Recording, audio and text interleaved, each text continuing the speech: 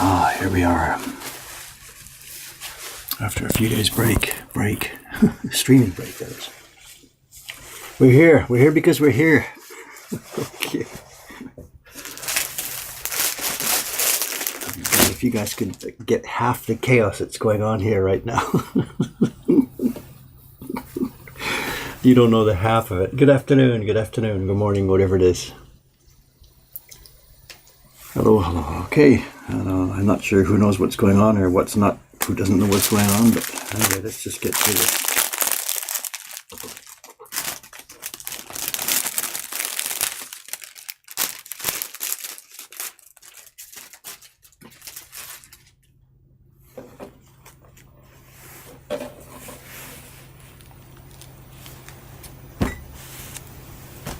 Sylvian-san, is it a problem that I'm here? Should I have stayed away? I posted on the Acolytes page that I'd be here this morning. I won't be here tomorrow, but I'll be here this morning. So I said I would try and get here for a little bit. You know,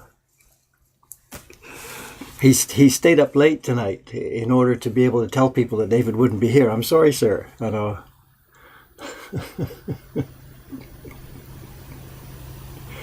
All right, what are we doing today? Okay.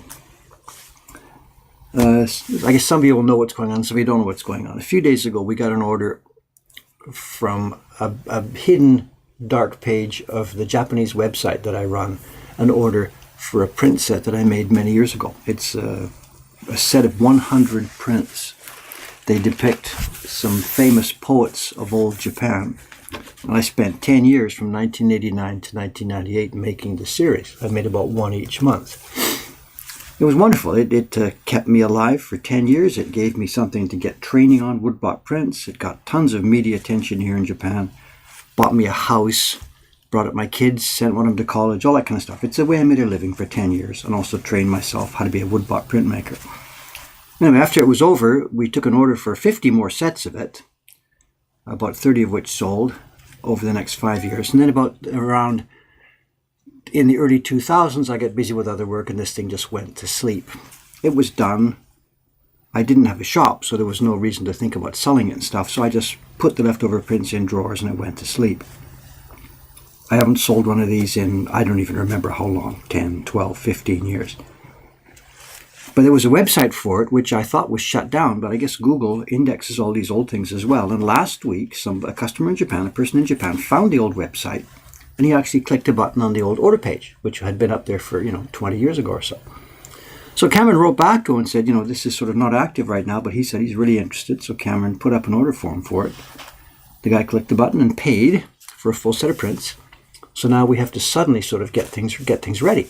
And when this set was in production, we had boxes for it, packaging for it. I had signed prints ready to go. It was all set. But now that it's been sleeping for about 15 years, we're not ready to handle this order.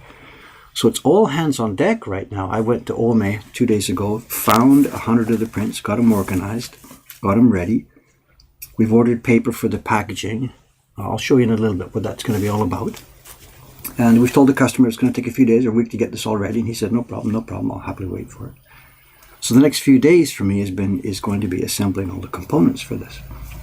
And maybe the most critical part of it is this. I've got to take the full set of 100 prints now, which have been in the drawers for 10 or 15, or these would have been made in 1998 or thereabouts.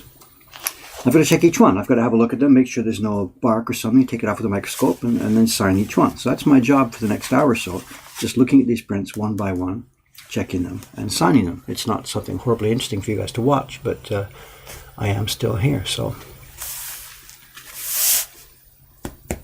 yeah, they're A3 size pictures. This has been a big misunderstanding. People see these on the internet, and because there's this Japanese card game called Karta, where the things are about playing card size, people see the images. This is a massive set of prints. It's 100 prints, different designs, all about the modern A3 size. And it was an insane undertaking.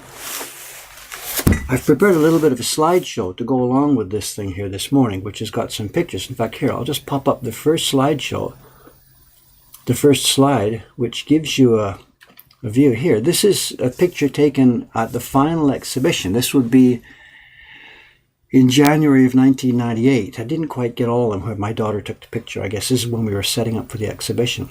And this was 1998 in January, at the time when I finished the 10-year project. There's something to mention about the order. Somebody's asking already about the order for these things. The way I've got them on my desk here today is the traditional order, number 1 through to number 100.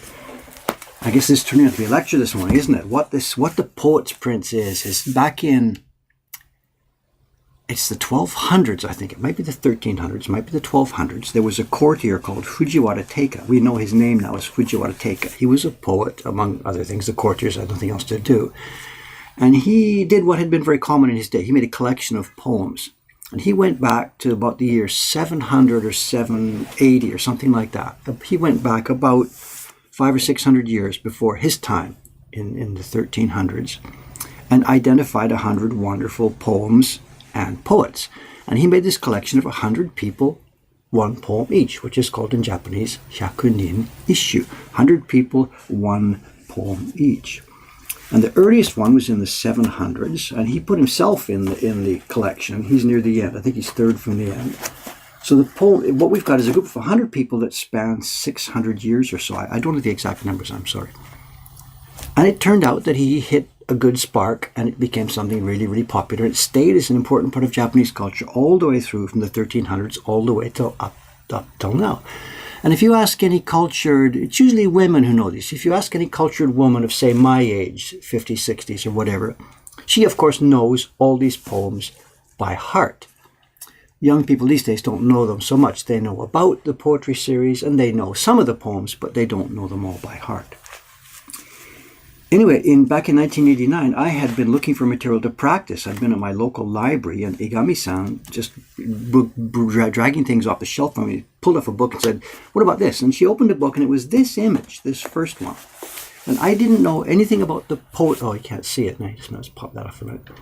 I didn't know anything about the poetry series itself. I didn't know anything about who this was. I was just looking for an image to practice, to practice for carving. So I said, "Yeah, sure, good, thanks very much." I did it, and over the next couple of months, this was while I was still teaching English, I made this print. Not with the idea of making a series, not with the idea of doing anything else, just simply practicing how to make prints. Took it to my English class. I was teaching English to make a living back then. I took it to my English class, and some of the members said, "Wow, that's cool, this is hyakunin isshu," you know. And I'm like, "It's what?" And the students explained hyakunin isshu to me and stuff like this. And some of the students said, "Wow, that's kind of cool, could I have this one?" And I gave him a copy, whatever. We're just having fun here at this point. And I realized that this was maybe, if I had already got my skills to a level where people wanted the prints I was making, and then if this was something important in Japanese culture, maybe this would be a way for my little printmaking hobby to become an actual way of making a living. Now, I don't want this to be a long story. Let's save this for a YouTube video ramble later on. But the point is, I started the series, and it took 10 years, and I made actually all 100 prints. In the beginning, I was scrabbling to make a living. By the end of it, I was sailing. We were making a good living at it. And just for fun here, let me pop up a little tiny video. This is awful video. This is like 240 by 160 video, blown up or whatever. And what this is a video taken when I was setting up for one of the exhibitions about halfway along through making this series. It had got a pretty good lot of media attention. People came to interview me for newspaper stories, from magazines. I was on TV shows, whatever. And we kept a little news clipping file. My daughters cut the stories out of the magazines and stuff. And what we did was we pasted them on a piece of paper one day and put them up on the wall in the first exhibition. Then the next exhibition came along, and the girls cut the little next set of clippings from the newspaper. They pasted them onto the roll and hung that up on the wall. And the roll started to get a little bit long and a little bit long. What this next little video is, it's a 1-minute video. It's showing the assembly of this roll for the exhibition. Now, this would have been in about the year 1996 or so. Terrible video, but this is lying down on the floor of the gallery before we put it on the wall. And these are newspaper clippings that are pasted up on a sheet of paper. It's about 1 meter tall, and it gets along and along and along and along. And I have no idea how many clippings there is here. I have no idea how many interviews I did to make all these stories. I have no idea how many times I answered the same questions. Why did you come to Japan? Why did you choose Hyakunin issue?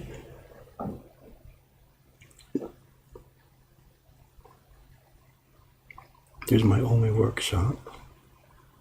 And then the camera pans back and we can see this is a collection of 5 or 6 years of press clippings about the Poet series. And it was insane. It was an insane amount of media coverage. So it's a combination of two things, the skill and stuff I developed in making prints, then the incredible luck. I don't like to use this word a lot, but the incredible luck that I had chosen something unknown to me.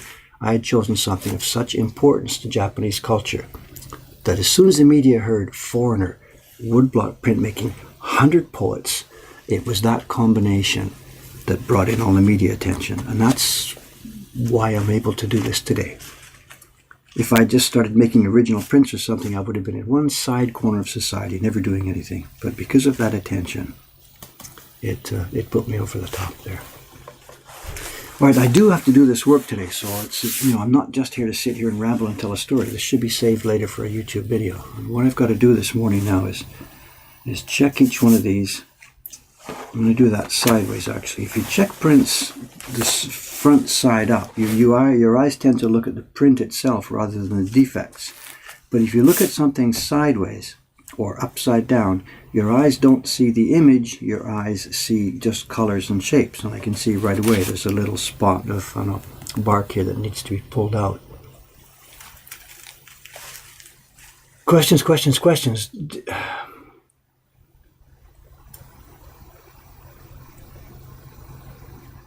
Did this new customer remember? He found an old page on Google.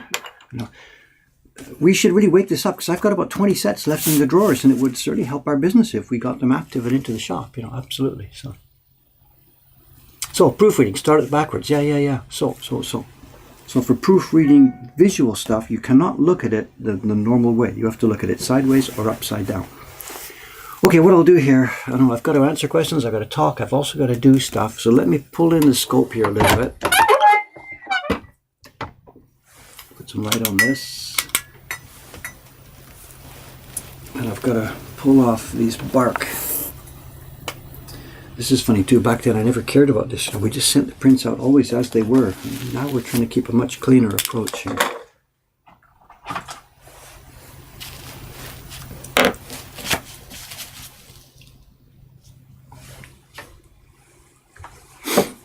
It's also not too bad because the paper back then was really, really much cleaner than it is now, So compared to the prints we're making now, the prints back then required much less bark removal, much less maintenance.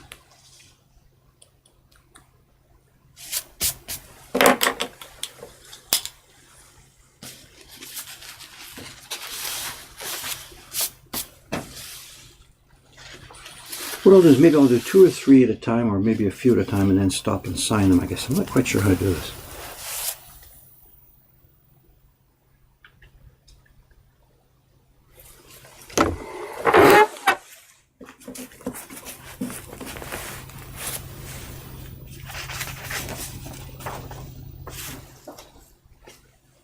There really isn't going to be a whole lot of mess on these things.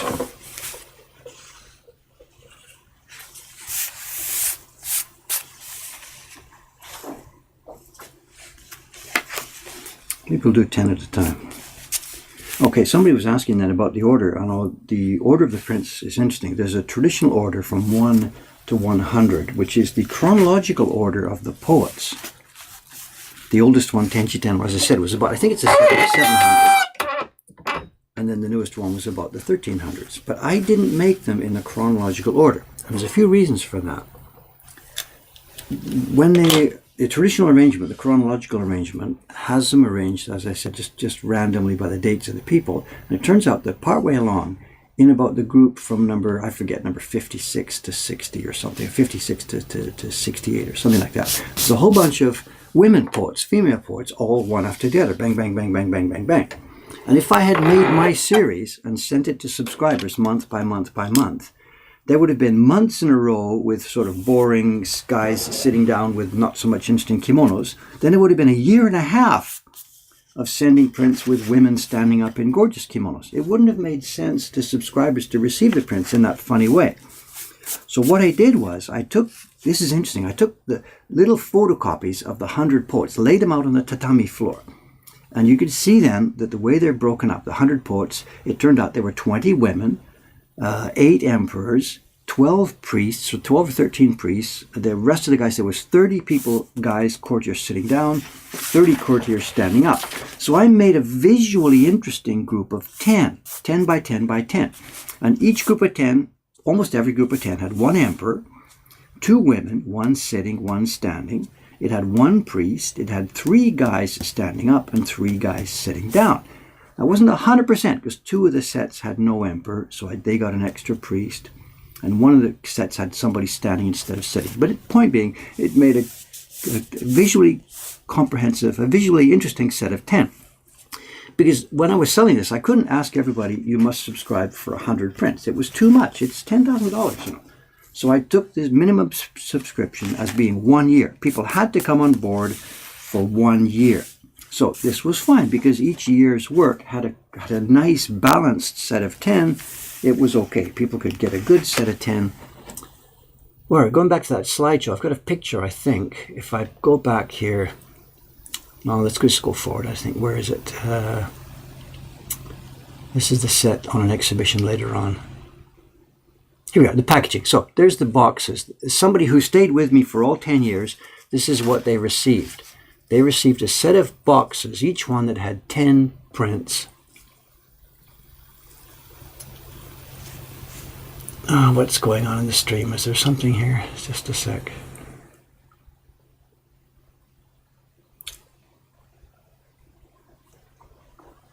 I don't know what's happening in the stream. It seems somebody has... I don't know.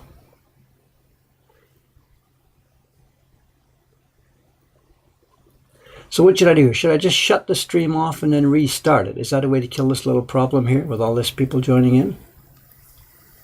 What we'll do is this. Okay, I'll shut this down. I'll stop the stream right now, and I think I'll then just restart it. Is that the best way for me to stop this? Oh, I see my mother's there. Hi, Mom. I know we're going to have to close this down for a minute, I think. Or just no problem. Well, they won't do anything. Okay.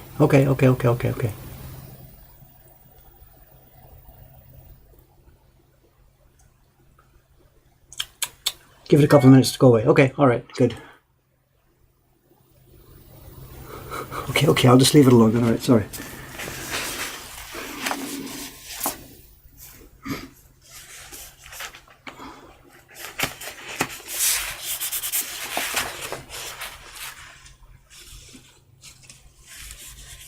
The paper is really clean compared to what we get nowadays. It really is clean. You know, the prints we make now, if we had this much white open space, we'd be fighting every single copy.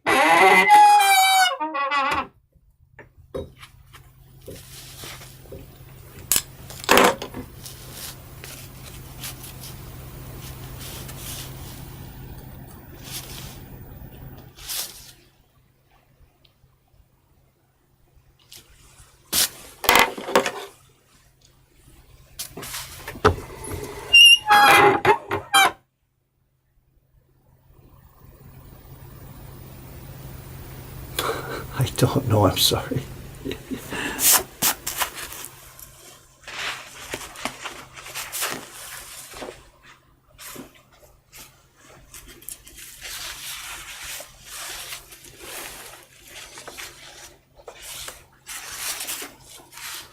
Okay, let's put this aside and let's sign this. The thing about signing too, if some of you have done work like this before, you'll know what happens. When you try and sign too many things at the same time, you can't do it. Your signature starts to go funny, and so there's no way I can sit here and sign 100 sheets of paper all after the other.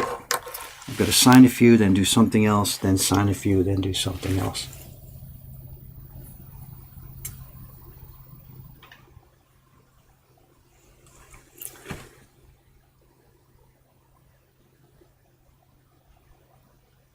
Whatever. I don't know how we can stop this. I don't know. Is there some way for me to be able to reject who's hosting this? Not that I can see any... maybe Maybe if somebody knows how to do this, am I allowed to reject the people who are doing this thing? Then send me an email into the question box, and I'll read the instructions and do what it. Give it a minute. Okay, all right. I can't reject viewers, but can I reject hosting or whatever it's called? I think I can do that, can't I? Anyway, Dave, try and ignore it.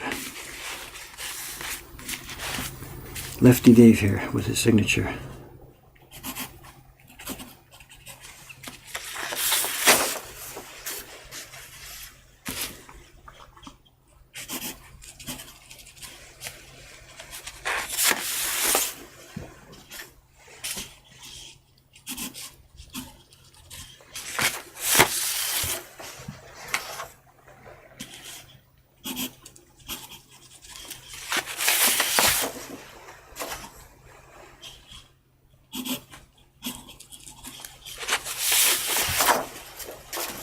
Each one of these prints, you know, it's sort of no exaggeration to say, each one of these has memories for me and stories for me, and some of them more so than others. Some just went by quickly, and some I might have had a bit of trouble with doing something or learning how to do some specific thing, or something that happened in my personal life at the time it was going on. When I stood at the final exhibition and saw the 100 prints on the wall, it was real. You know, you get to see your whole life.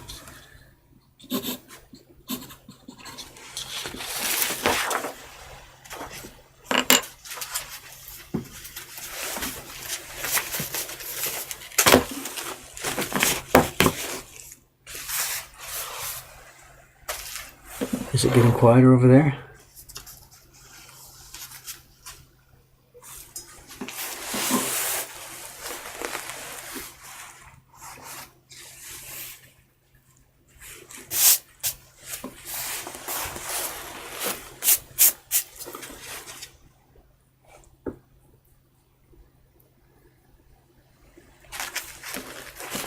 Someone says, "Good night, Grandpa." If that was one of my grandsons there, I have no idea. Whatever.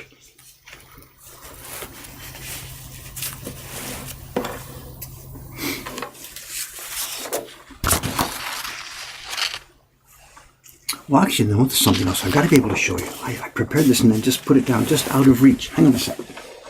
This is really, really cool.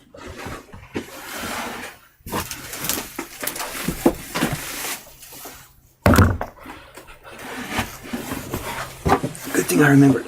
Oish. Here's the prints. You know, you've seen the prints here that I've been making. But what I also meant to show you was the original source from what they were. Are we in camera here? Yes. You know, I'm going to get sidetracked here. I didn't design these things, of course. They're reproductions. They're reproductions of a poet series that was made by the artist called Katsukawa Shunsho. And the original was created back in the 1700s. It was 1775. And they weren't created at this size. And they weren't created as single prints. The original production, the thing that I reproduced, was a book. And I actually have one. I didn't have one when I started the poet series. As I told you, I just used reproductions of book illustrations. But partway along, I had a chance to actually get a copy of the real book. Maybe this came along after I'd been in the prints for about 4 years after I'd been making the series. And what it is this is not a reproduction. This is the original book published in 1775. And it's been around the world a little bit. It has stickers from different libraries. There's a sticker from a French bookshop. There's no date on it. There's stickers from different bookshops and different libraries. There's a library number. It's been in and stolen and around the world. And I got it from a dealer in Holland, and this would have been back in about 1992 or 1993. And if we go to the back of the book, you can see it's pretty worm-eaten. It's pretty beaten up. And there's the date. It's Anye Yon Nen. And of the 4th year of the Anye era, which translates to 1775. And the worms have got at the back, designed by Katsukawa Shunsho. and it's got the carver's name here as Inoue Shinjichiro. And he would have been the main carver on the team. He didn't carve the whole thing by himself. And what it is, it's basically, it's a 100-page book. If I turn this light off, might it be a bit better? Might be a bit better to see this. And you can see now what I did was, these are about what we call now about B5 size. And I upped them to the A4 size because it made more sense to do it as larger prints. And let's find here. Let's do some comparison here. Here's the ones I just done.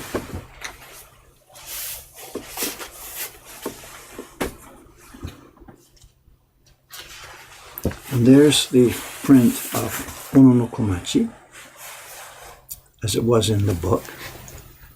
And there's the version I made as a reproduction of it. There's a few questions you might notice. The coloring, I kept a similar coloring to most of the prints, although of course these are sometimes quite faded and faded out. And I refreshed it. And you'll see also that the calligraphy is different. And there's a hugely interesting story. This is turning out to be, I got to make one of these YouTube videos about this one because it's a hugely interesting story. When the book was first published, the very first edition of it in that year, the calligraphy on each page was the calligraphy that you see here. It was designed by Katsukawa Shuncho. It turns out that that book didn't sell very well, it seems. There's very, very few copies left now. When it comes up in book dealers or stuff, we almost never see the version that has Shuncho's calligraphy. At some point, perhaps within the first year or the very first few months of the book being in production, they decided it wasn't selling well. So they hired a really famous calligrapher of the day. His name is Chikayuki Sayumi or Sayuri, I forget. And they carved Shuncho's calligraphy off the blocks.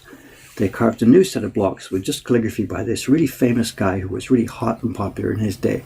And the book then started to really sell.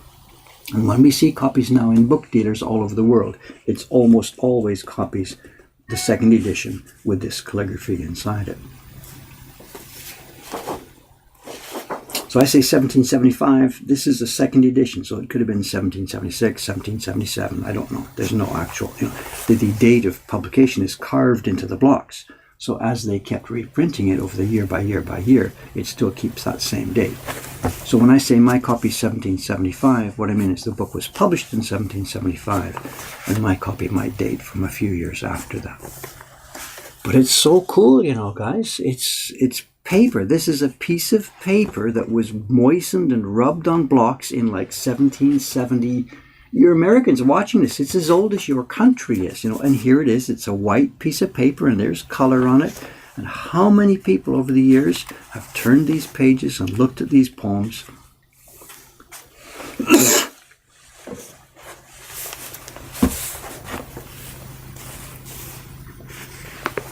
It's so cool to be able to own this. It's so cool. It cost a bit, back then. This was about, I don't remember exactly, because it was Japanese yen at the time. It was about 500,000 yen at the time, back in the early 1990s, which in today's money, I guess, is about $5,000. And so it's kind of a treasure. And what we frequently see in bookshops here or on auctions is you don't see full books like this. What you see is you see individual pages. Because a book dealer gets a hold of one of these things. He buys it from some sale, whatever. And he's got two things to do. One is he can hold this and try and sell it to a rare collector like me for $5,000. Or what he can do is he cuts the strings, cuts it all apart, takes each page, puts his page in his bookshop for sale as original Japanese woodblock print from 1775, $100. And people will buy those like crazy. So he's got 100 pages, he sells for $100. They will sell quite easily in his shop, and he's made $10,000. Instead of waiting year by year by year by year by year for the bizarre collector who might want this book to come along. So most of the books we see, many of the books we see, just get destroyed. They get the string cut, the pages separated, and out into the world they go separately. Because the dealers, that's the way they make their money.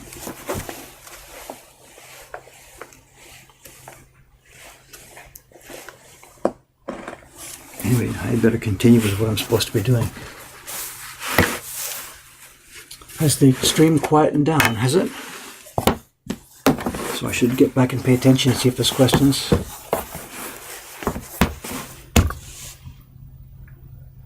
This book is not from the 1700s. This book is from 1775.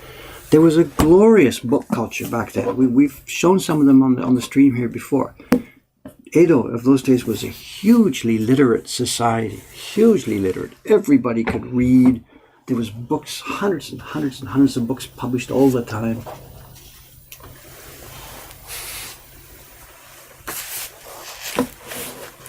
Get back to this. Can we have a David's choice on that book? Yes, we should be. We should be, yeah.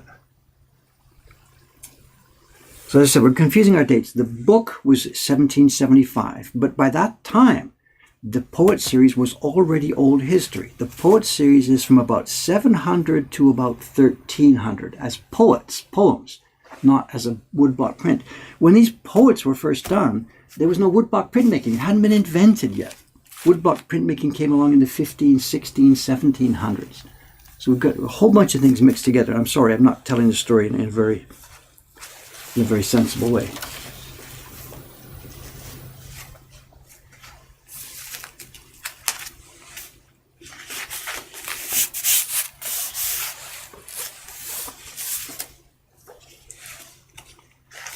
Yeah, it makes sense. I should organize it as a David's Choice video or a YouTube video, I guess, or something.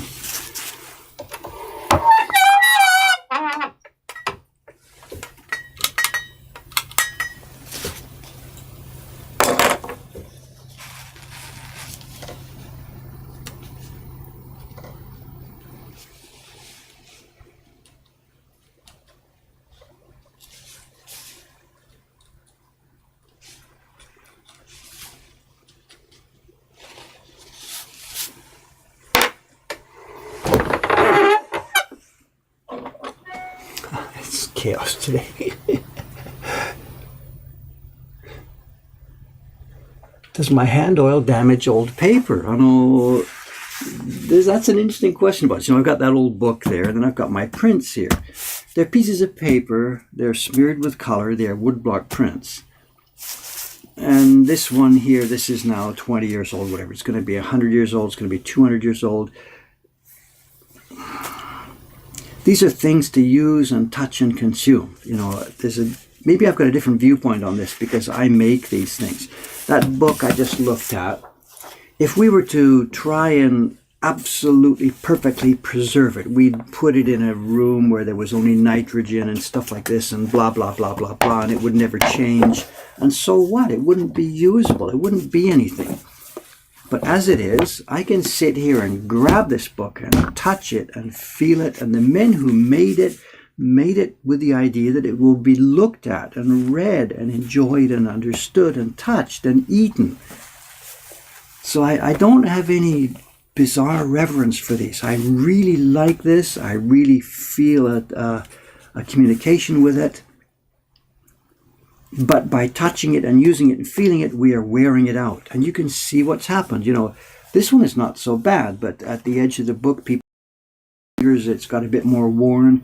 I'm rubbing it today. It's going to get a tiny bit more worn. It's going down the ladder, and I don't care. It was designed to be looked at and used and felt. You know, I'm not going to do anything strange. I'm not going to bash it up. I'm not going to smash it. I'm not going to spoil it. But I am not going to back off from enjoying it. And if that means it's going to die X days earlier, then so be it. I don't care. And the same thing with my prints. Use them, look at them, feel them, hold them up to the light, touch them.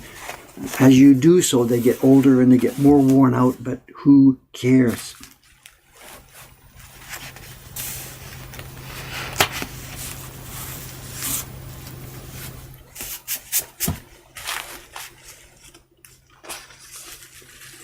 There's an interesting way, too, that the museums and institutions in Japan and in the West, there's an interesting difference in the way they handle these things.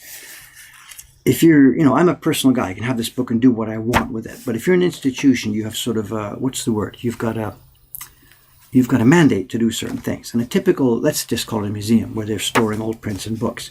They've got a mandate to preserve and protect these things, of course, so that they don't get destroyed, so that they last as long as possible. But you've also got a mandate to show, and the show and tell part of what you do. You've got to talk about these things. You've got to show people what they are. And those two things are in opposition to each other. If you think about preserving it as being your number one mission, then that's it. The books go in cupboards and closets and in nitrogen cases, and that's it. If your mandate, if you think the more important mandate is to show and tell, then it's on the wall and it's being talked about, and they're in opposition to each other.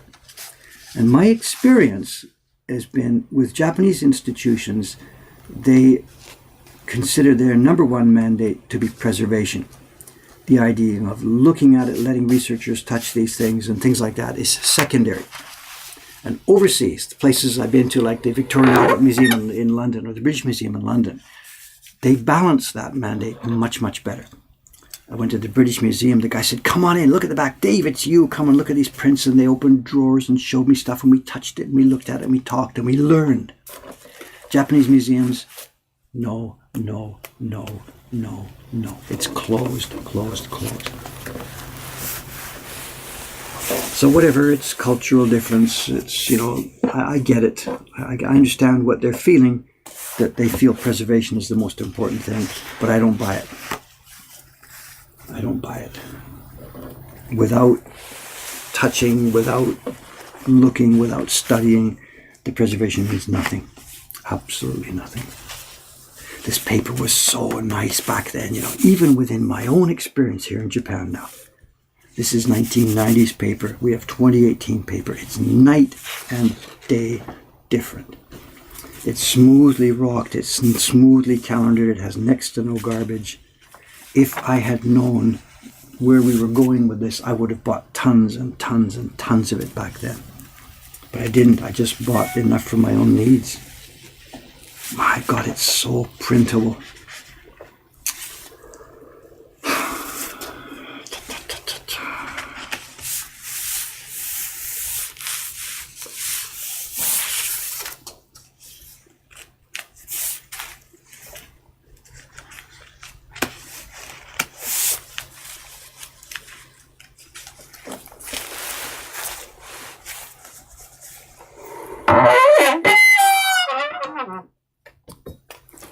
A stream. I'm sorry guys about the stream.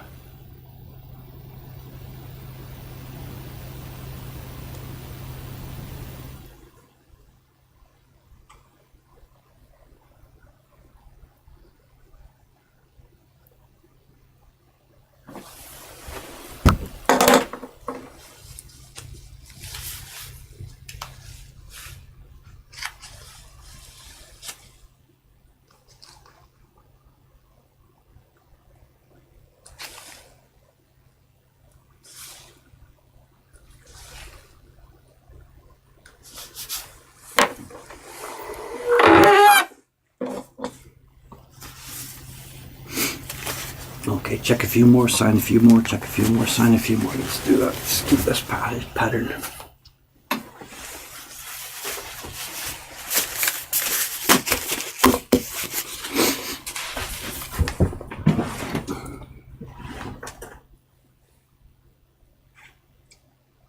Oh, the sound of the microscope. Sorry about that. I should maybe, it's rubbing on raw wood there. Okay, sorry about that.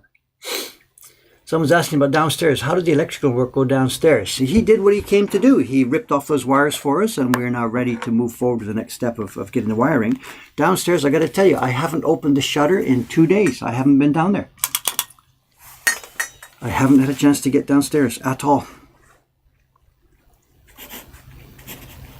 Aoyama-san's coming this morning. He's going to be doing some plastering down there. But the work downstairs is moving extremely slowly. Hontoni extremely slowly.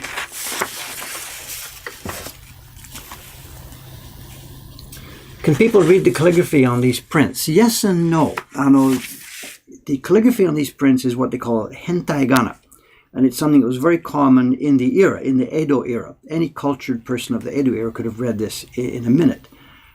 nowadays we meaning typical normal Japanese, we can read some of the characters here and some we can't. Any calligraphy teacher can read this whole thing straight away. But no, these are characters that are not commonly used. And most people now, when they sit here and look at these, cannot read these. But, as I said before when we were starting this, most cultured people these days know these poems. So what happens is, when they see this, they get a start, they pick a character here and there, and then the poem comes out of their memory. And then they can read in quotes, blah, blah, blah, blah, blah, blah, blah, blah, blah. And they're half remembering the poem and half reading it from this calligraphy. That was fun at the exhibitions when I used to hold exhibitions for this every year back in the 1990s. You know, I'd put them on the wall and there'd be people coming to the show and maybe people who didn't understand what woodblock prints were. And they would look at the stuff on the wall and they'd say, wow, David, your calligraphy is so beautiful. And I'm like, no, I didn't draw this. I carved this. And the conversation goes back and forth and back and forth. And they're on at me like, but can you read this? And I had to say, no, I couldn't read it easily. My job was as a carver, not as a calligrapher. There was quite a lot of confusion. People would look at this thing and think that I had done it all myself, solo, you know.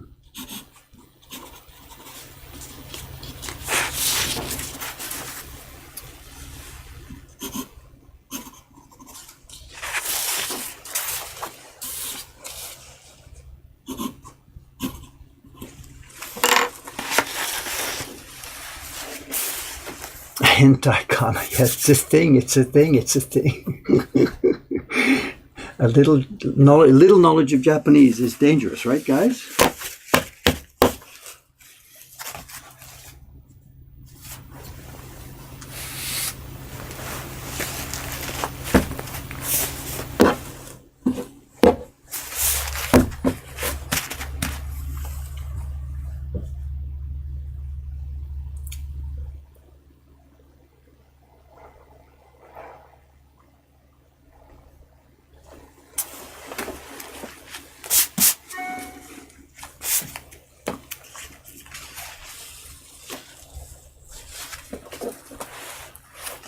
Beautiful, beautiful white paper. My God.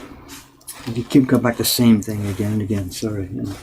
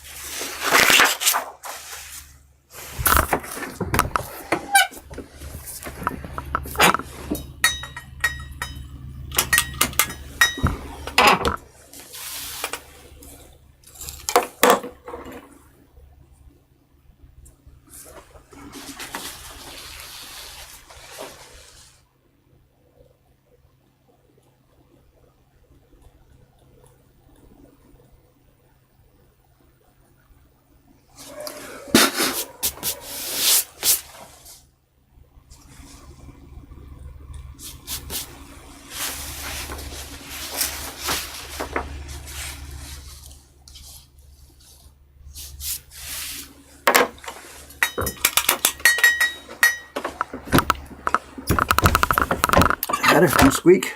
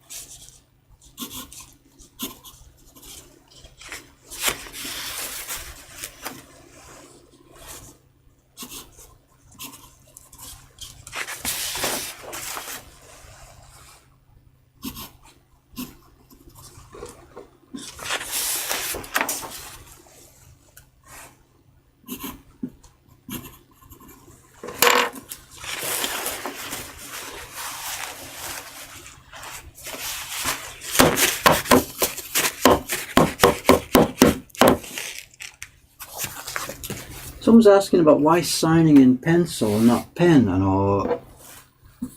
Interesting. I know it's been a tradition or custom, whatever, in printmaking ages and ages. I mean, Japanese prints originally were never signed. Western prints always are. And the custom has been to use pencil. It's a nice, good pencil. And I'm not quite sure why, rather than pen. Pen, I guess the ink could maybe bleed or smear, whatever, I don't know. As a left-hander, I very much appreciate the tradition of using a pencil to sign things.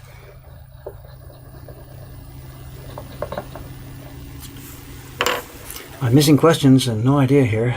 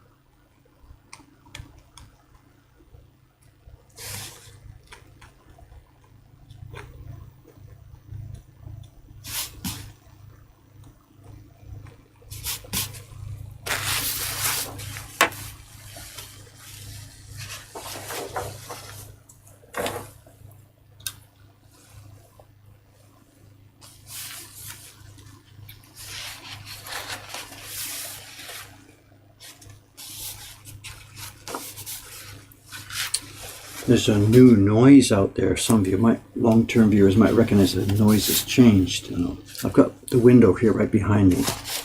It's now a new grinding, roaring sound, and that's the heater air conditioner from the first floor. That tells me Aoyama-san must have come this morning. He must be down there already now. He's going to do some plastering this morning.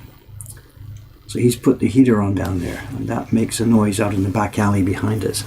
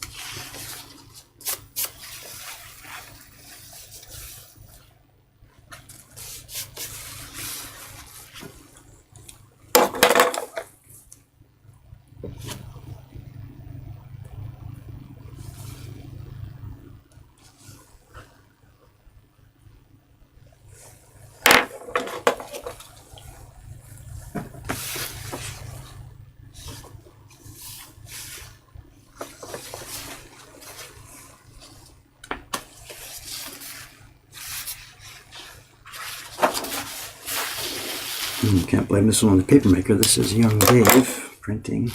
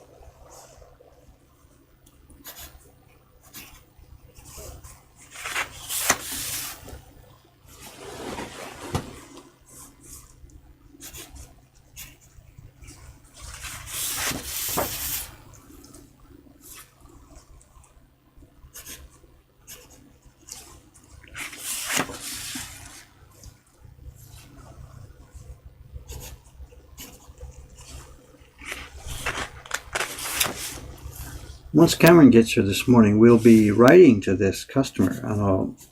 He's in a bit of a lucky situation at the moment here, actually. Because we haven't got all this set prepared, it means he's got some options. He can choose from some options here. When I first sent these prints out to the collectors in the first groups, what I did was I left the paper with its natural decal edge. If you think about it, what did we see here?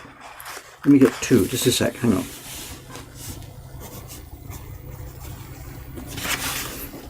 Let me just sign these last two and you can see what I'm talking about this moment.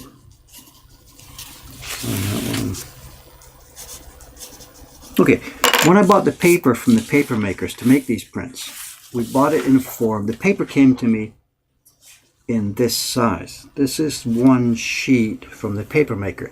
It's the way we make things like our Great Wave print or an Utamaro Beauty or whatever. The paper is called masaban. It's a size, and it's cut in half to make two what they call nishikiban size. Now maybe the Great Wave or whatever. And cutting it in half means, of course, that you lose your decal on one of the sheets. But you can keep the natural decal edge, the natural mimi as it's called in Japanese, all around three sides. But then when it comes time to make the print, we need a registration corner. So we have to cut a little notch on one corner. And that's so that the paper can go in the wood blocks with a corner and one straight edge. So the finished prints end up like this, with one straight edge in a little corner and then the decal on the other side. Back in the Edo period, they were never leaving such a wide margin between the image and the corner. So the color would come right up to within millimeters of the corner. They didn't care about framing, they didn't care about presentation, it wasn't a factor at all. But now we end up with a white area around the print. And what I've got is the way we're going to be packaging and sending these. Fair. Let me pop up a few more of those slides. Hang on a sec. Here we go. That's the way it went in the cases. People got 10 cases, 1 case each year with 10 prints inside. What we're going to do now is this. This is what this collector this week is going to get. He's going to get a Polonia box like this, because it's a full set of 100. He gets a Polonia box, and inside the box are 100 sheets, 100 folders. Well, I can't see because I've got the photograph up. Okay, let's just stick with the photographs for a minute. Each folder has got the poet's name, the poem transcribed, and the number. And they're like this. Each print will be inside an archival sheet of paper, 100 of these. And there they are. They're like this. And the choice this customer is going to have is that will he want the prints trimmed, as you see the picture in this sample, or will he want them left with the natural decal edge? Let me just close that for a second. And you can see, if I look at one of these folders, the prints go in here. There's another one here. Hang on a sec. If I got the woman, the taller one there, you can see.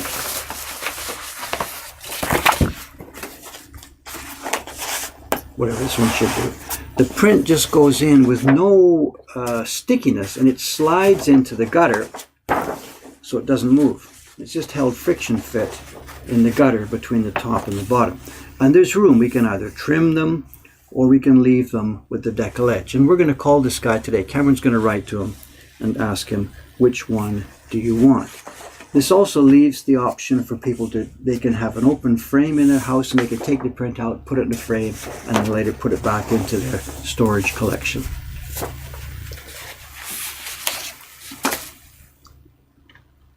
So there it is, 100 of those. It's quite a package, you know, one by one by one.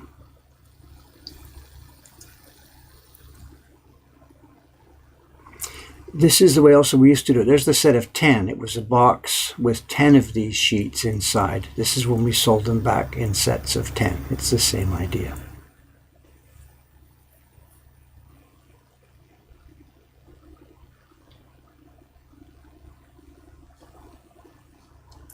$100 prints, 10 years work.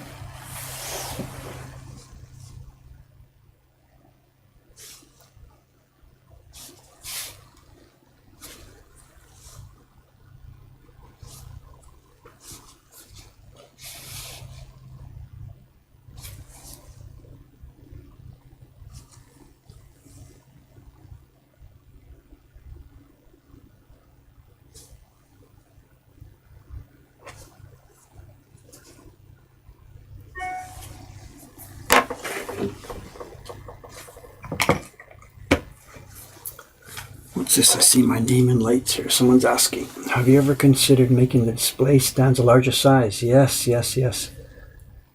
We're struggling with this. We've been struggling with this for years. I know how to display the Ukiyo-e Heroes prints. And we've got a wonderful set of systems for displaying our smaller prints, those storage boxes. But it's very difficult to make such a thing for larger prints. It gets much more cumbersome and unwieldy. We have a sort of, what's this?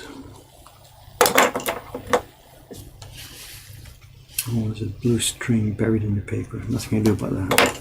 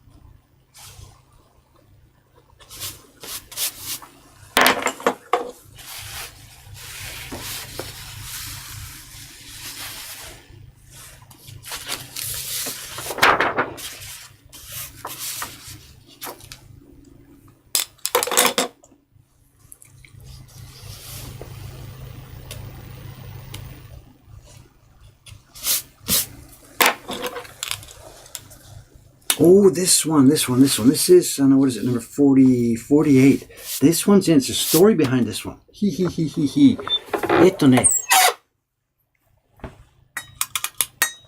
This one's interesting. Let me find the original. I got the book here.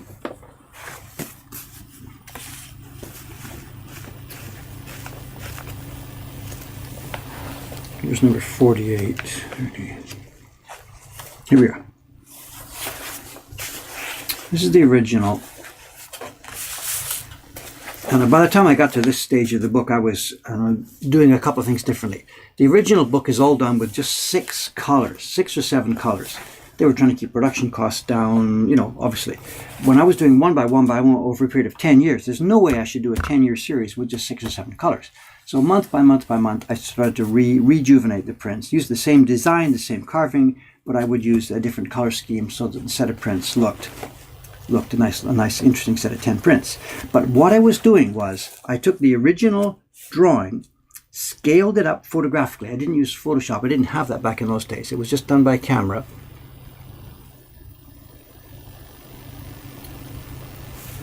And so the prints I was making were scaled up, but I scaled up exactly the hairlines. I've got a couple of photos here. Let me try and explain what's going on. It's back in that same slideshow I had a minute ago. Just a sec. Let me pop through here. Here we are. Okay, here's an example of the very first print in the set. And what I did was I scaled it up larger. So if there was 20 hairs on the original, I had 20 hairs in my version as well. But in the original, those 20 hairs were in a space of 1 centimeter. But in my blown up version, they became in the space of 2 centimeters. And one day when I was visiting Ito-san, the carver, you've met him in some of these old videos before. He said, what are you doing? You've just scaled it up in the hairs. And I said, well, yeah, I'm making a reproduction. He said, no. What a carver would do is you don't copy the original hairs one by one by one. What you do is you carve as delicate a hairlines as you can within that space. So starting with this print, am I in the video here? Starting with this print in the series, I scaled it up, and then instead of carving the hairs exactly as I saw them, I carved the hairs into a finer detail. And that's what this next one is about here. And you can see the difference between the hairs on these two. This is the same scale. I don't know the numbers here. It's maybe 10 hairs per centimeter or something like this. And this one is now, it's 20 or 25 hairs per centimeter. And this is what Ito-san had encouraged me to do. Don't just copy blindly what you're seeing there. Put your own skill into it and make it into something better than what you see there. So starting with this print or thereabouts, I forget, it's 46 or 40, here it is, it's actually the next one here. I told a story about the wrong print. It's actually this one. This is the one where I started to scale up and make the hair carving a much more detail. There's so many stories. If I try and do a YouTube video about this series, it's going to be freaking 10 hours long. I guess I should do a multi-part, same as I did with the Great Wave. I don't know.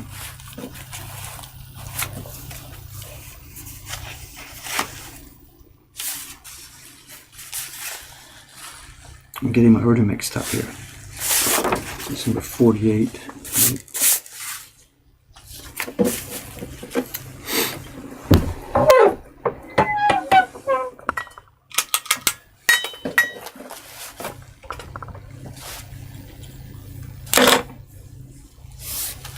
There's not much bark in this from the paperback in this here, but there is still some here by there. And because there's so much white space on these prints, when there is a bit of bark, it shows up pretty strongly.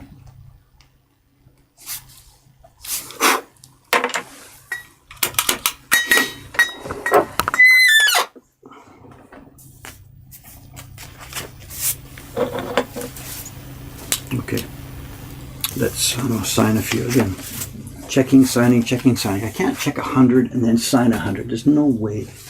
You can't sign 100 prints in a row. Your hand just goes strange.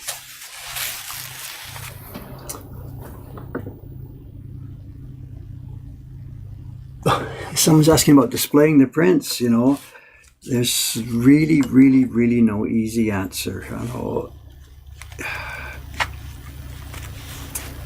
People who get our prints, you know, going back to a Western living environment, they're not print collectors. They don't have drawers to store the prints in. The standard solution, of course, most people simply get frames for the prints and put them on the wall. Those of you who have been in our shop and have seen the way we display stuff here, you know, we don't put it on the wall. We put prints under a soft light to see the raking angle and get the beautiful texture of the paper. If you put them on the wall in a frame and shine a direct light on it, you lose that. So it's frustrating for me in that I have no real easy answer for someone who says, how do I display the prints? It's possible if you get a frame, put them up on the wall, and if you've got a strong angled light, if there's like a roof spotlight shining down the wall, then you can do both. You can get it in the frame on the wall and still get the angled light that shows you the attractiveness of the paper. But not everybody has such lighting arranged in every room, of course, you know.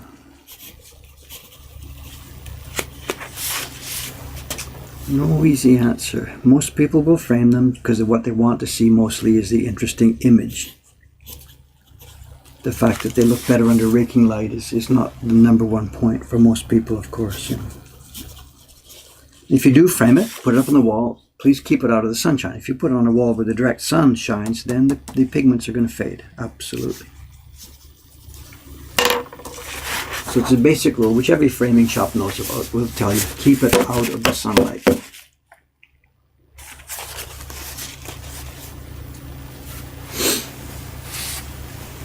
Back again, back and forth, back and forth.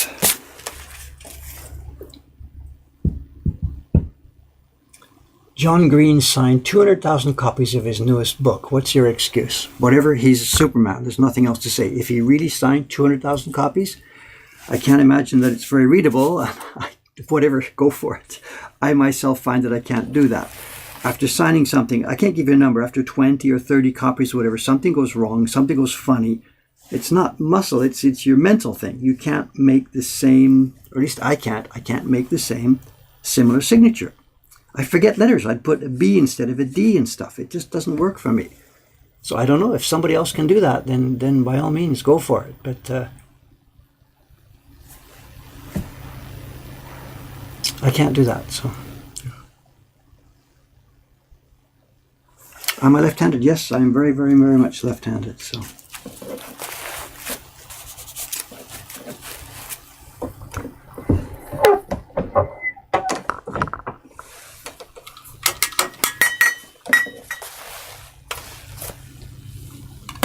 Being left-handed is, for this work, it's both good and bad, depending on whether you're a carver or a printer.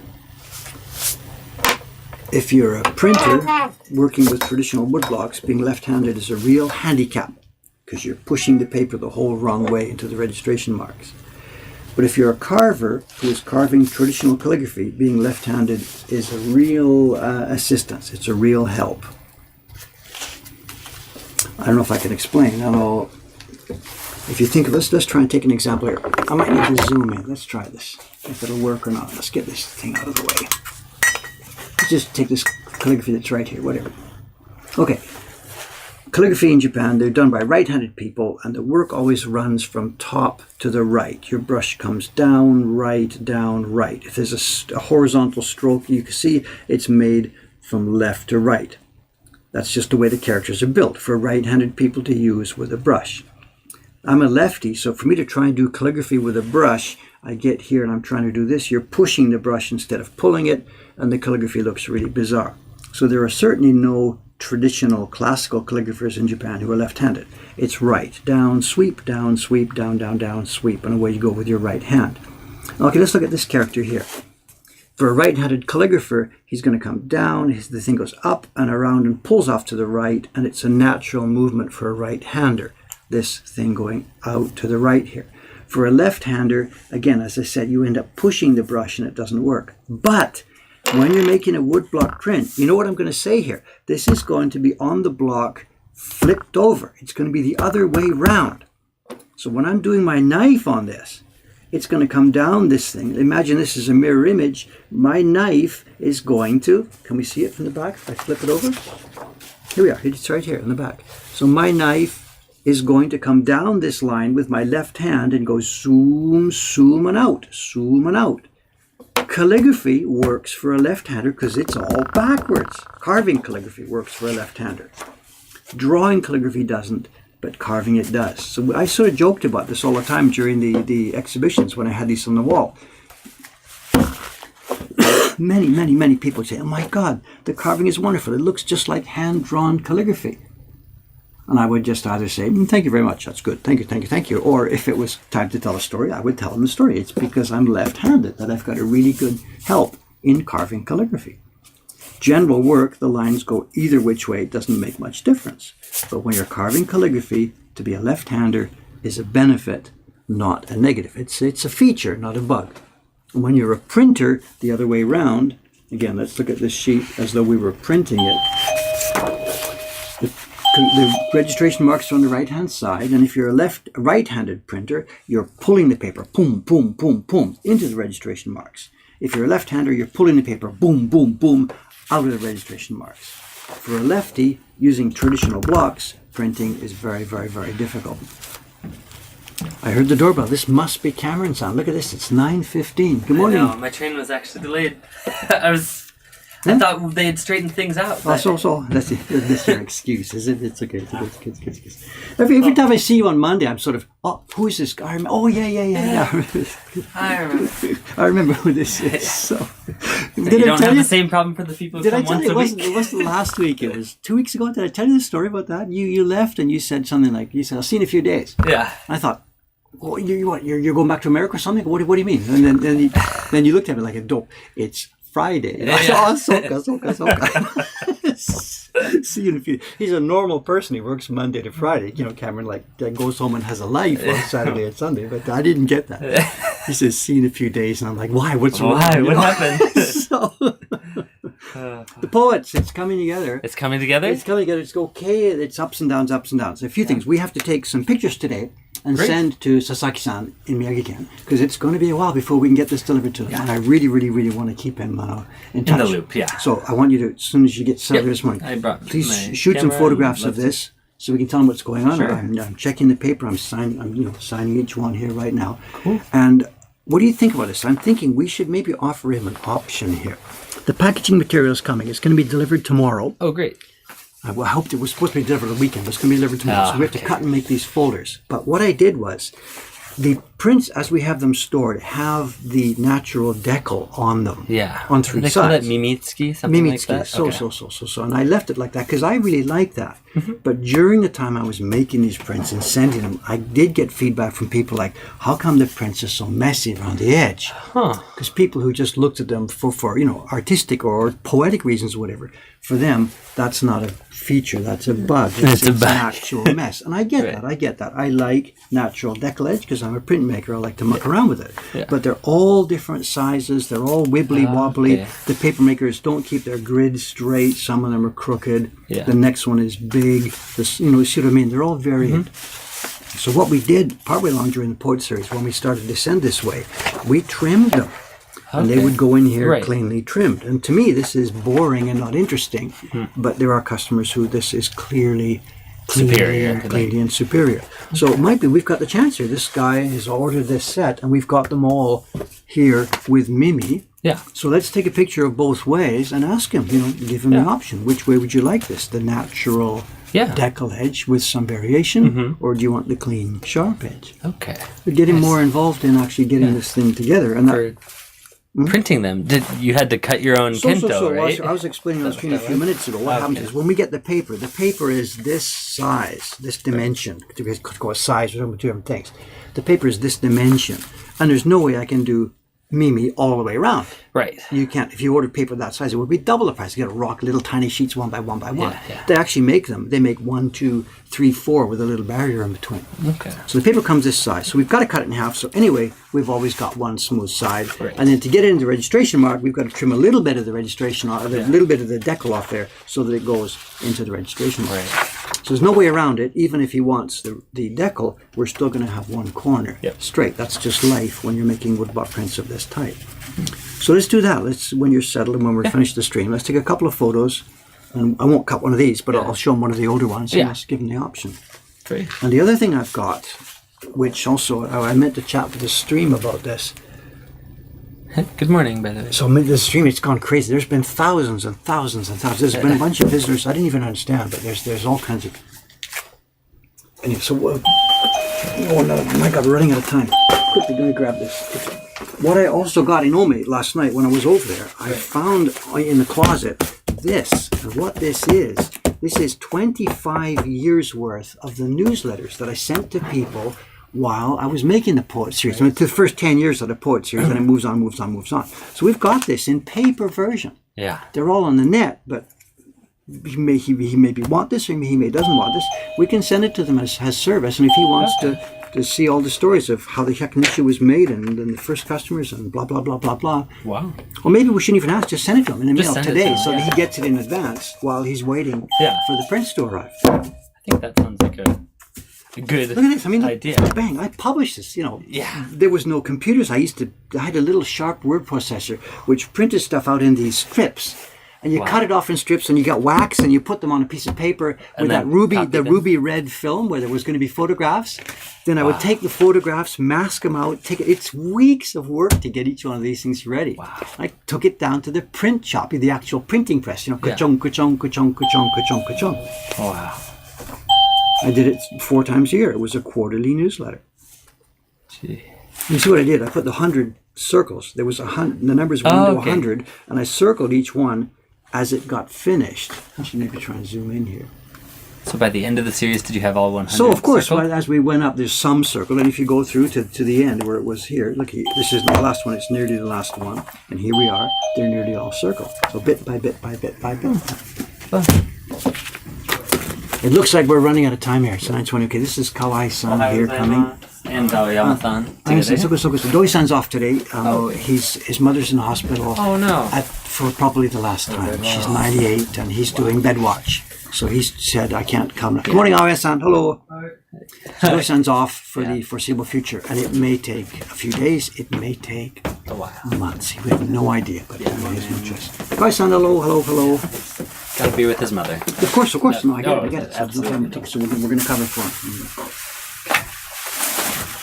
Okay, I'm almost halfway through here. So I got halfway through. Good. That's great. Okay, stream, I've got to go. It's work to do here. I know. I'm sorry today I haven't seen a tenth of what's going on here. what happened? There was some kind of raid earlier where somebody else who hosts a stream, I don't know how the mechanics of this works. Yeah. He closed his own stream and sent all 300 followers or whatever, or automatically switched them to this stream somehow. And they didn't know what's going on. They're speaking Turkish or something, I think it was. And they're all like, what is this? What is this? What is this? So it disrupted things for quite a while. Why would... I think it's settled out. For what benefit? I don't know. I think again, I don't know the Twitch ecosystem here. I think it's a good deal when you're involved in some game, switch from player A to player B or something, and you can go back and forth. I don't know how it works. But, anyway, like I said, it's been an absolute total chaotic stream here today. Tomorrow is Tuesday. I'm going to be off, still working on this project to get this ready for this customer. Wednesday, I'm probably still going to be packing, getting these things into the packing, I guess. I have no idea. So this week's streams will probably still be devoted to me doing stuff like this. And maybe if we can fit something to do with construction, I've got to take some pictures of whatever. I'll be on some plastering today. We'll try and get some pictures of it. So again, apologies for the chaos, but things are what they are right now, and they are what they are. So I'm off for now. Thank you guys. I'm sorry for missing a few days. I'll be off tomorrow. I'll be here Wednesday morning with something. something. And hopefully soon we'll get stabilized and then get back to some carving, and we can see some real manufacturing, carving and printing videos that are not owl. Oh! Speaking of owl, I got a package. Is my mother still here? Mom, you were here there. Are you still here? I got a package from Canada. It's from my mother. She sent this over. Can I do it? Which? Here, I'm looking here. My mother sent a package from Canada.